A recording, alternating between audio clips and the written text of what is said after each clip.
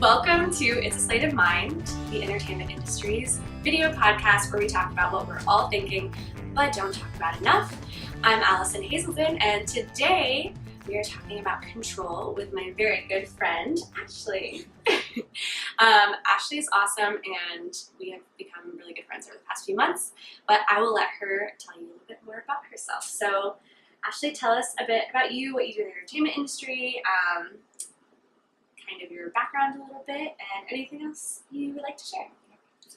Like she said, I'm Ashley. I'm an actor and a writer.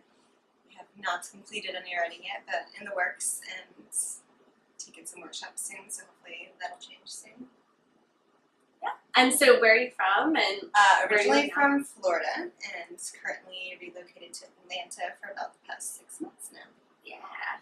So we have like a whole Florida gang here, I'm calling it. I feel like everyone I meet is just like from Florida. But yeah, so I feel like this subject is something that Ashley and I end up talking about a lot in various ways. And I think it's struggling with control and like feeling in and out of control of your career and your life and kind of making it all work is something that everyone has to deal with, whether you're an actor or not. Like this is a really good subject that I think a lot of people relate to. So, first question, I would say, what do you think are like the most common instances where either you've experienced or you've seen people experience feeling just like totally out of control with their career? Getting an agent. Yes. Yeah. I feel even like earlier today I saw a post like, what's the best subject line to put? I feel like there's so much like Anxiety. borderline anxiety, almost like eagerness / desperation. Yeah. To, like, yeah, and it feels like you're shouting into like the void, you know, because Yeah. I mean, you're just like sending the emails that you don't know if they sound right, and Right. then you don't know if they're gonna like your headshot, you don't know if your reel is up to their standards, and you don't usually hear back from them. You're literally just throwing it out into space, basically, and hoping that they see it, hoping that they like you, kind of. Because I feel like all the stuff we have to submit to get the agent is stuff we can control. So if we, That's have updated our headshots, we're working either, have booked things that we have a reel, Right. for, or are doing student films, short films, our resume. So we can control those things. So it's like when you have controlled those things and then still can't, I feel like then that's definitely, I think then there's extra anxiety and desperation and as to whether the things that you controlled were done correctly. right. Oh, that's totally it. Because you're like, well, like you feel good when you're preparing everything because you're like, okay, these are things I'm actionably being able to do and take steps to, make some progress, and then you go from all of that control to like the exact opposite. Like my coach, Dustin Lewis, shout out to Dustin, one of his taglines is preparation, not planning. And I think, if you do that prep work for your scene or for your audition, you have to kind of let it go when it comes time to actually tape, or you're going to be thinking like, oh, I missed this beat, like I planned it, another way, and then because that goes wrong, then the whole next lines are going to go wrong too, and then you're screwed, and then you're like, oh, what just happened to me? I think I had a good 2 weeks of lots of auditions, so there wasn't time to over-prepare on a lot of them, and a lot of those ones were more successful, and I just had fun with them. Yeah. Because there wasn't so much of, I have to get this right. Right. This is... You didn't have a choice. No. It was just, let's get this done, Yeah. I feel like that's one of the unexpected beauties of that. Switch from control to trust. Yeah. So trusting that you did the work, whether you did 3 days of work or 3 hours of work or 3 minutes of work, trusting your training, hopefully everyone has some training in some way, shape, or form, and trusting that when it comes time that, and I think same letting go and trust is going to come for that, because you have to let go, because maybe that role got cut and we will never even know that role got cut. So I think that's something that we kind of falsely assume within this industry, which makes sense based on like what we're taught in school, that, you know, if you put in this, you're going to get this out. Right. And there's no direct input to output ratio in this industry. Doesn't matter how talented you are. It doesn't matter even how hardworking you are. Obviously, all those things are great and good to have in your toolbox, but, you know, there are no levels that like, okay, you achieved a level up and now you unlock all of these wonderful things that you get to have. It just doesn't work like that. Negative. I swear I'm not negative. But like, it doesn't matter. Like, and once you like are okay with that and like make peace with the fact that that's not how this works and that those rules don't apply, you have to rewire your brain to come up with like the new rules, which are basically that there are no rules. Yeah. And then you like, I found I became significantly less frustrated. For sure. Yeah. I think you do a really good job about like living your life, because I feel like I know tons of actors who feel they're so in control and won't do, you know, oh, well, I'm not going to go to my friend's birthday and not going to go on family vacation or vacation for yourself or anything beyond acting. But your experiences in the world are what's going to help make you a better actor. And they're going to help you in those moments where you have to get 10 auditions done in one day and you don't know how you're going to. Absolutely. Yeah. Yeah, and I highly encourage everyone, if you have a chance to go on a trip, take it. Even if that means, and honestly, sometimes that will mean that you miss something. Yeah, and it's going to be okay. Right. There will be other opportunities. And I don't ever kick myself about those things either. But because, and like, I don't think people realize that doing those things is good for their acting careers. Right. A lot of people at all. Other fulfillment outside of it. And they can still be included in it. Like, you can, you know, be creating your own content in any way, shape, or form, whether it's writing, you know, making your own shorts. There's endless things in the industry that you can do to find that satisfaction from, you know, or other outlets to have, so that you're not only like riding on the satisfaction of acting and booking, you know, rewarding yourself with the little things, you know, and obviously don't go buy yourself a new car when you have an audition, but like just simple things, whether that's, you know, treating yourself to your favorite yoga class or getting a facial or getting your hair done, you know, like every, you know, 5 auditions you do this, or, you know, any little thing, you know, that you updated your resume today. That's a huge thing, you know?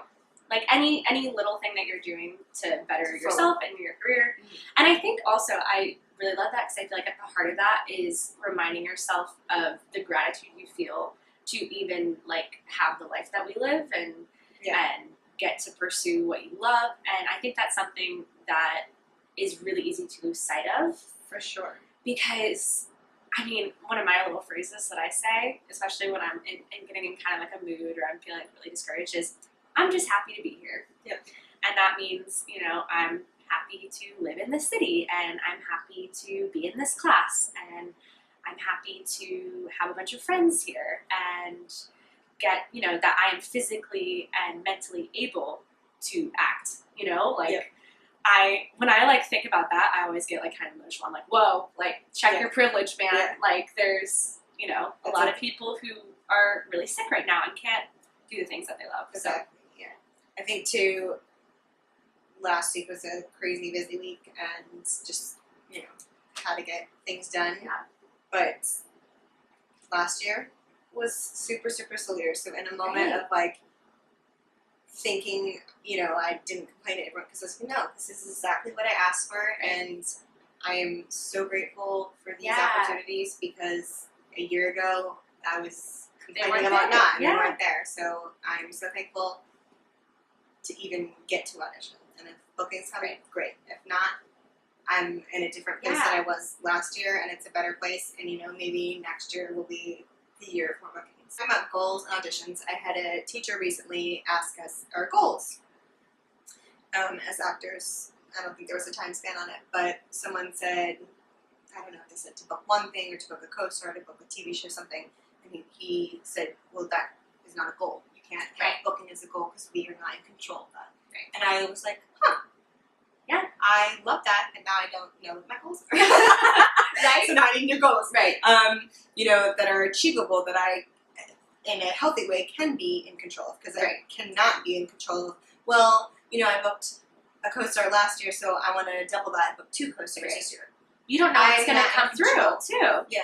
And on the flip side of that, sometimes it works out in your favor. I had 2 things last year that I auditioned for that were, you know, on the paper, on the breakdown, were co-stars, and they both turned into recurring roles. And so that's the, you know, the flip side of control, that I had no control of that, but they worked out in my favor. I, every month, write down a list first of all the things I did that month that were positive for my career. No matter how small, no matter how big. And then I write my list of things I'd like to accomplish in the next month.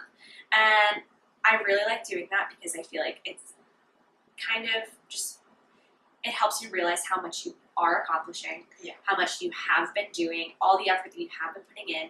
And then I'm always like, wow, my goals list is like a lot shorter than all the things that I did, you know, the month before. So it just helps me keep my priorities straight. I like too that, you know, you write your goals for the next month, but you also are writing what you did accomplish for the previous month, because sometimes we do a lot of things that maybe we didn't write down as goals, but they progress us forward. You know, I feel like I often do that. I often don't do the list. You know, I'll do some of them, but then I end up doing 300 other things that weren't written down, but I did, you know, for my career or for myself, that'll help me as a person as a whole. Yeah. And so that's absolutely. And then with those things though, because you didn't write them down or you don't have something to check off, you then like don't process that you really did them. Right. Which sounds so dumb because like we know we did them, but like seeing it on paper makes it more real. But then you're like, oh wow, I like surpassed my goals from last month. Like I am killing it. So I think it really does come down to kind of like why you're in it, and like that determines what you care about. And what you care about determines how your day looks. So, you know, if you find yourself getting super stressed out about all the details and about controlling your schedule and controlling your performance and, you know, your reception with whoever it is that you're trying to meet or talk to, I feel like for me at least, taking a minute, and whether you meditate or just have a quiet minute or take a breath or write in your journal, I don't care. You're just kind of like reminding yourself of like why you're there, why we do all these like random things for our careers that we have to do. And I think that kind of changes the way you go about doing those things. You know, instead of like, I have to do this because I have to do it. Yeah. It's more like, I'm excited for the chance to get to do this because of the results that it might imply for my career and me getting to do more of what I love. It kind of does go back into control, because it's what can you control? Right. Okay, I can control, you know, having snacks prepared, so if I'm on the run and then have to keep being on the run all day, that I, you know, eating crap, and then I can function at my highest performance, you know, physically, mentally, emotionally, that, alright, so I have my food planned, I have, you know, I worked out in the morning before the day got crazy, or I meditated, or whatever it is you do, or I, you know, watched a TV show to relax and laugh for the night, you know what I mean? So the more you can control those things, that way when the weird stuff comes in, then you don't feel like you're in a tornado. Exactly. Yeah, absolutely. I love it. Well, thank you so much for taking time out of your incredibly busy schedule to chat with me. You're awesome. We always joke that we need to play sisters. Yeah. So if you're watching this and you have a project about sisters who are about 10 years apart, then, you know, hit us up, because we're right here and we're ready to go. Amazing chemistry, as you just saw.